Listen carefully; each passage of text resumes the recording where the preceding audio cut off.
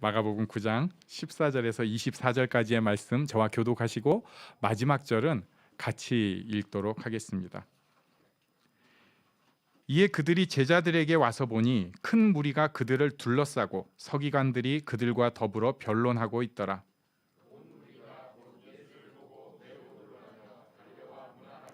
예수께서 물으시되 너희가 무엇을 그들과 변론하느냐?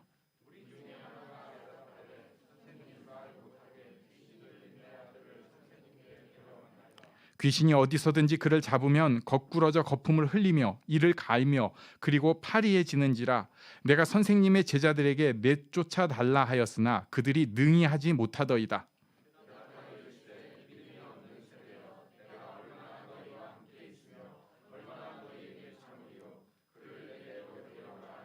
이에 데리고 오니 귀신이 예수를 보고 곧 그 아이로 심히 경련을 일으키게 하는지라. 그가 땅에 엎드려져 구르며 거품을 흘리더라.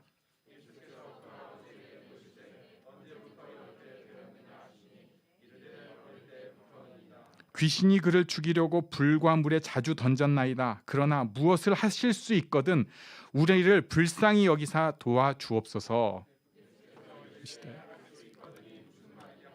믿는 자에게는 능히 하지 못할 일이 없는. 함께 읽습니다. 곧 그 아이의 아버지가 소리를 질러 이르되 내가 믿나이다. 나의 믿음 없는 것을 도와주소서 하더라. 아멘. 변화산에서 예수님의 큰 영광의 모습을 보고 그리고 예수님은 제자들은 여기서 예수님의 죽으심 또 살아나심 이런 거 배웠습니다. 굉장히 받아들이기 어려운 것이었지만 일단 배웠어요. 그리고 또 먼저 와서 메시아의 길을 예고하는 엘리야가 세례 요한이었구나 하는 것도 배웠습니다. 그러니까 영광을 보고 정말 중요한 것 잘 이해는 못했습니다. 그런 상황에서 지금 일어난 게 오늘 14절이에요. 우리 한번 14절을 같이 읽어보겠습니다. 시작. 이에 그들이 제자들에게 와서 보니 큰 무리가 그들을 둘러싸고 서기관들이 그들과 더불어 변론하고 있더라. 와서 보니까 큰 무리가 예수님의 남겨진 제자들을 둘러싸고 있고요. 그러니까 그 변화산에 같이 안 간 제자들을 둘러싸고 있어요. 큰 무리가. 거기에 서기관들, 그러니까 율법학자들이 뭔가 논쟁을 벌이고 있습니다. 좀 심상치 않아요. 사람들이 많이 모여 있고 막 유명한 사람들이 있었나 보죠. 그 사람들이 논쟁을 하고 있습니다. 답이 안 나오는 상황인데 15절을 보니까 예수님을 보고는 매우 놀라가지고 달려와가지고 인사를 합니다. 이건 뭐 반갑다는 것도 있는데 예수님이 오셔야 되는 상황입니다. 이런 상황 같아요. 그래서 예수님이 16절에 질문을 하셨습니다. 너희가 무엇을 그들과 변론을 하느냐? 왜 이렇게 논쟁 중이냐? 이렇게 했더니 우리 17절은 같이 읽어보겠습니다. 시작. 무리 중에 하나가 대답하되 선생님, 말 못하게 귀신 들린 내 아들을 선생님께 데려왔나이다. 그 중에서 제일 속이 탄 사람이 대답을 했습니다. 귀신 들린 아들의 아버지예요. 18절에 보니까 그 상태가 아들의 상태가 나옵니다. 넘어지고 거품을 물고 이를 갈면서 몸이 뻣뻣해져요. 그래가지고 이 아버지가 예수님 제자들에게 귀신 내쫓아달라고 했는데 제자들이 하지 못하고 있는 상황입니다. 그리고 이에 대해서 율법학자들이 막 나오고 논쟁이 시작된 것이죠. 그랬더니 예수님께서 19절에 말씀을 하셨어요. 우리 여기도 같이 읽겠습니다. 19절 시작.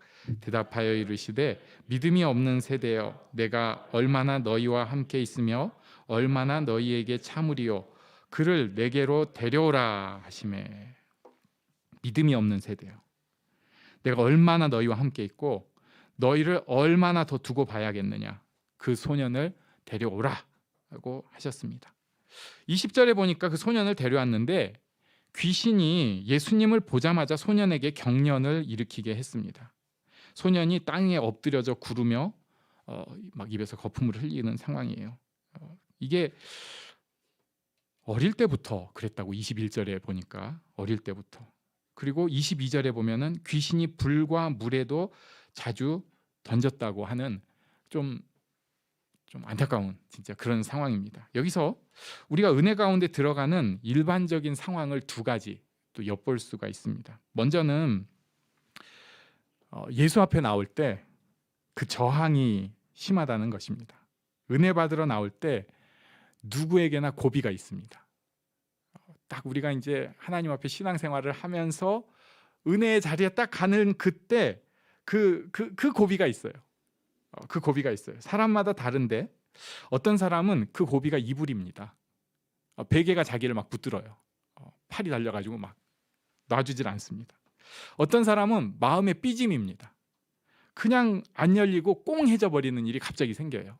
그래가지고 은혜의 자리가 자기한테서 닫히는데 그래도 이 삐짐 때문에 갈 수가 없어요. 어떤 사람은 트집이에요. 은혜로 가려고 하는데 별별 트집이 마음을 가려버립니다. 요 고비들이 우리 마음을 딱 가려버리는 거예요. 은혜 가운데 들어갈 때 자기를 막는 게 있어요. 어떤 사람은 지금은 전혀 관계도 없는 과거의 일이 자기를 팍 잡는 사람이 있어요.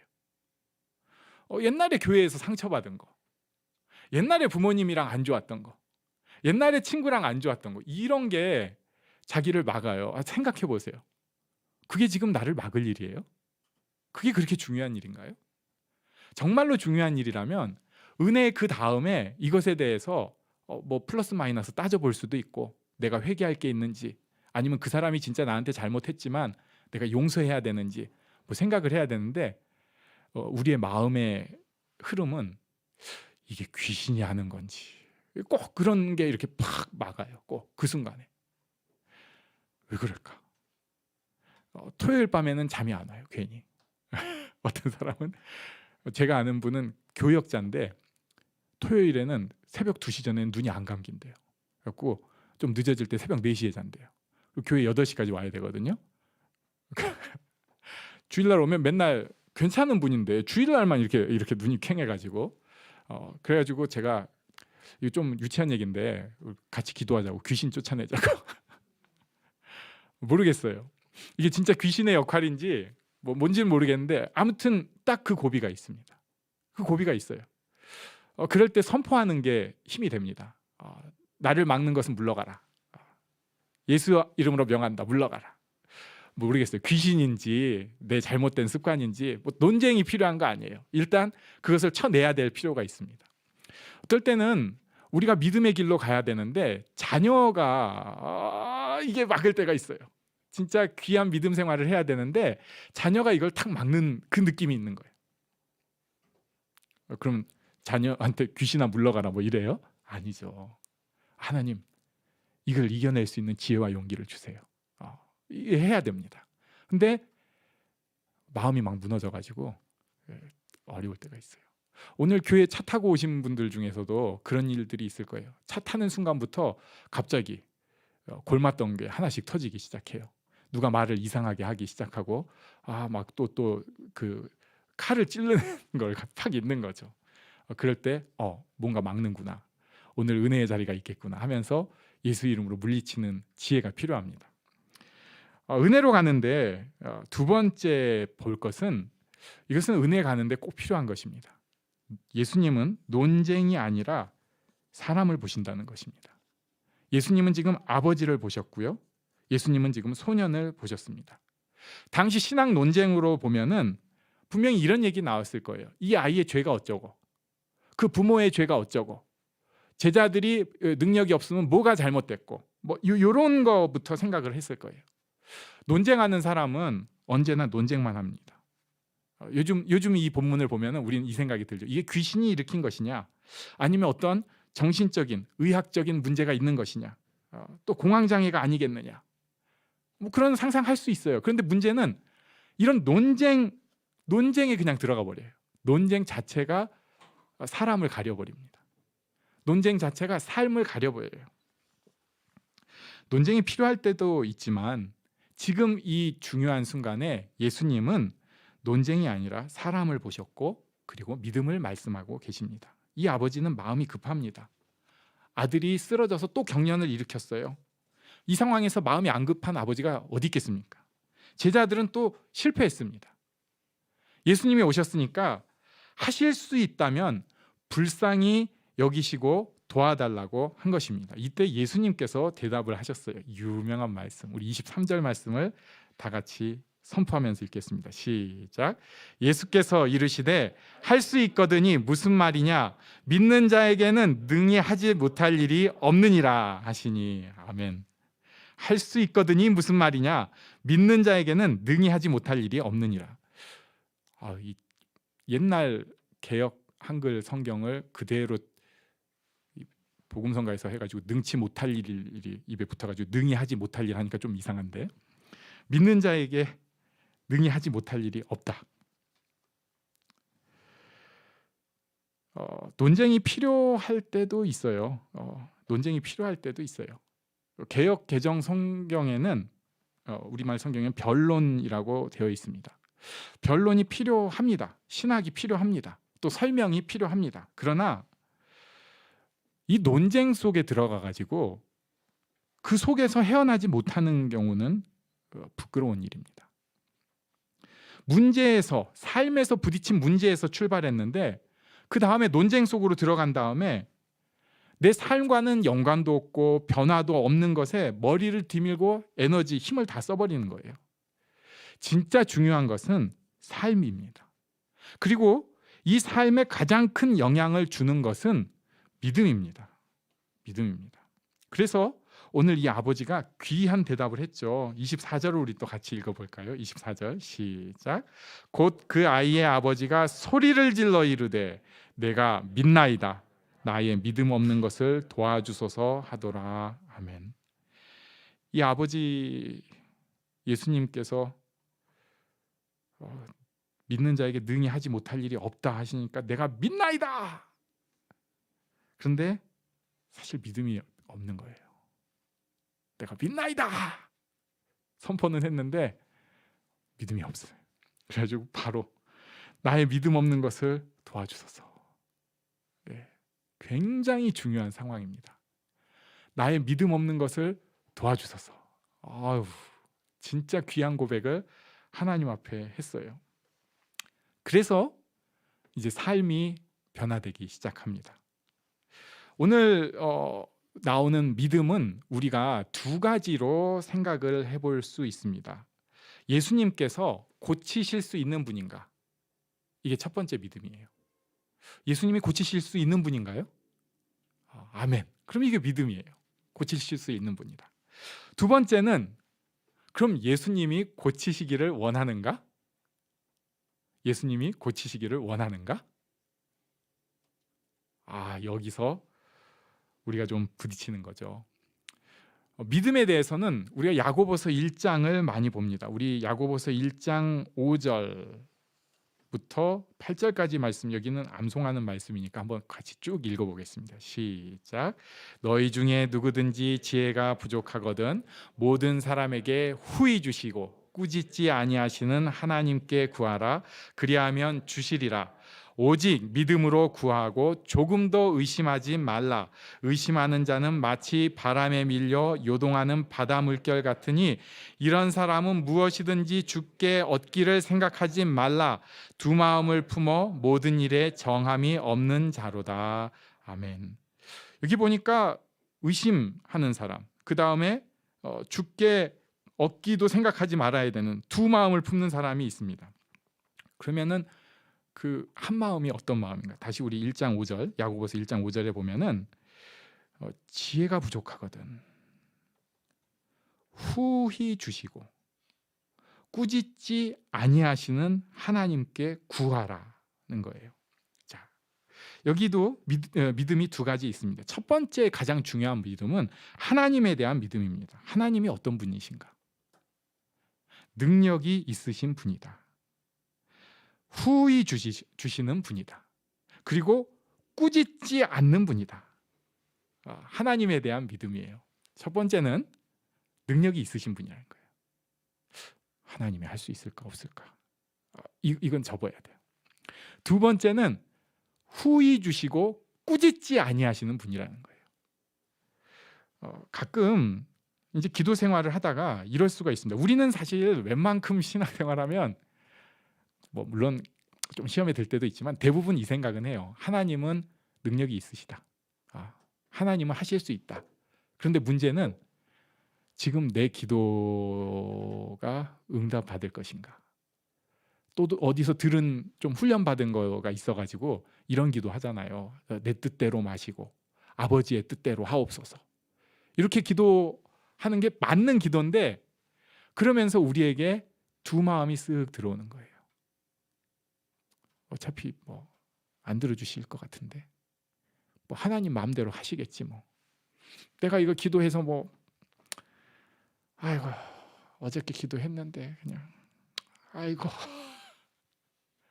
첫 번째 믿음, 하나님은 주실 수 있는 분이라는 믿음은 잘 흔들리질 않는데 후히 주시고 꾸짖지 아니하시는 분이라는 데 대해서 흔들립니다.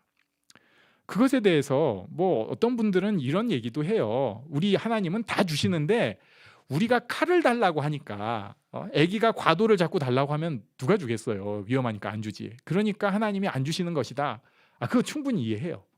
그러니까 뭐 이런 기도 좀 위험할 수 있죠. 제가 갑자기 주여 100억을 주시옵소서 하면서 우리가 이제 뭐 새로운 뭐 교회가 일어나겠습니다 막 하면서 하면은 하나님께서 야, 너 아직 그럴 깜냥도 안 되고 그거 오히려 니네한테 독이야 이럴 수 있을 것 같은 생각이 들어요.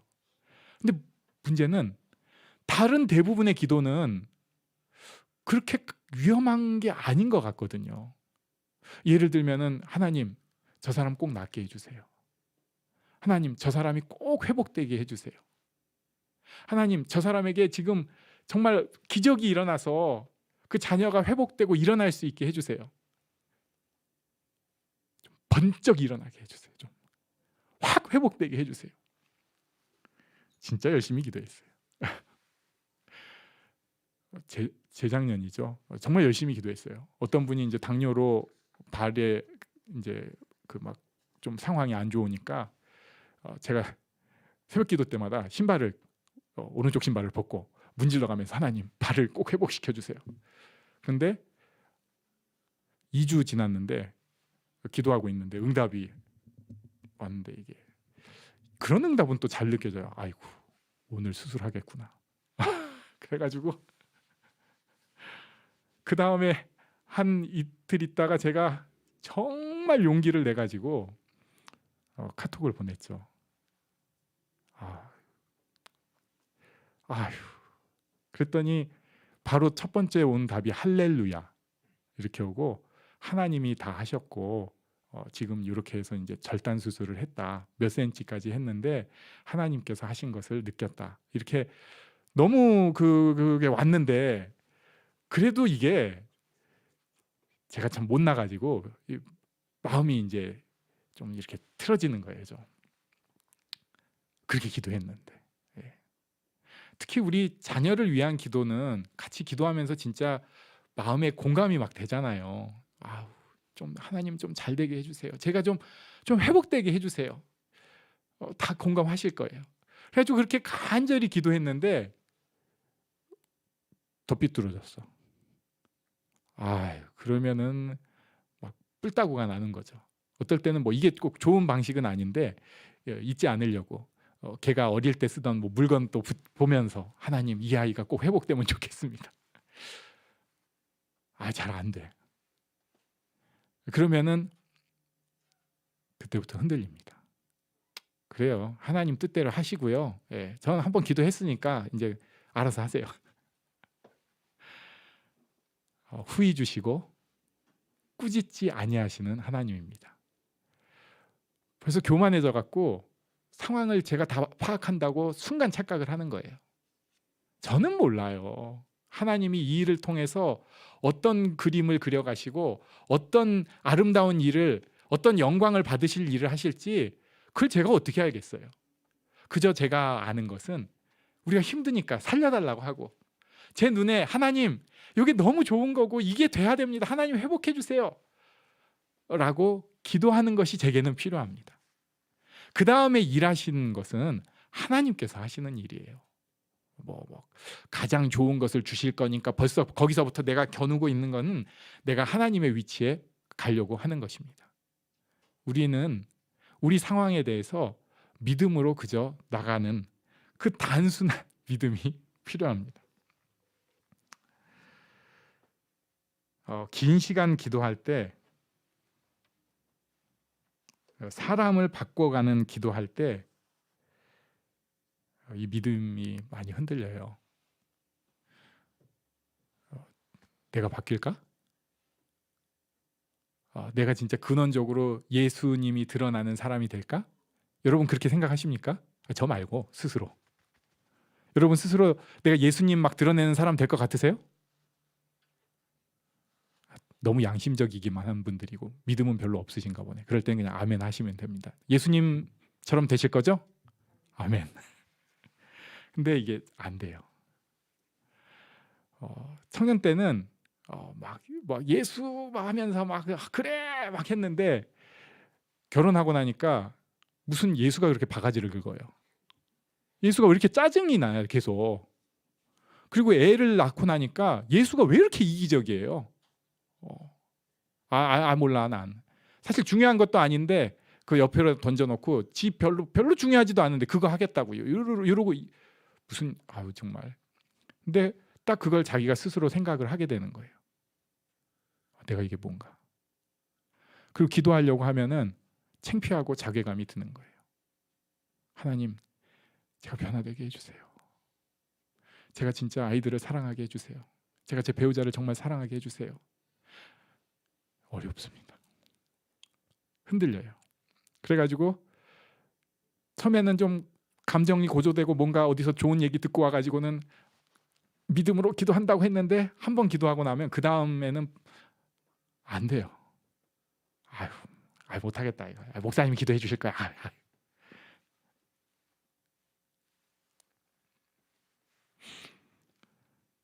내가 기도하고 사랑하는 그 사람이 진짜 바뀔까? 나도 안 바뀌는데 저 왼수가 바뀔 수 있을까? 저는요, 얘가 정말 대단한 거 하기를 바라는 게 아니고요. 요것만 좀 되면 좋겠는데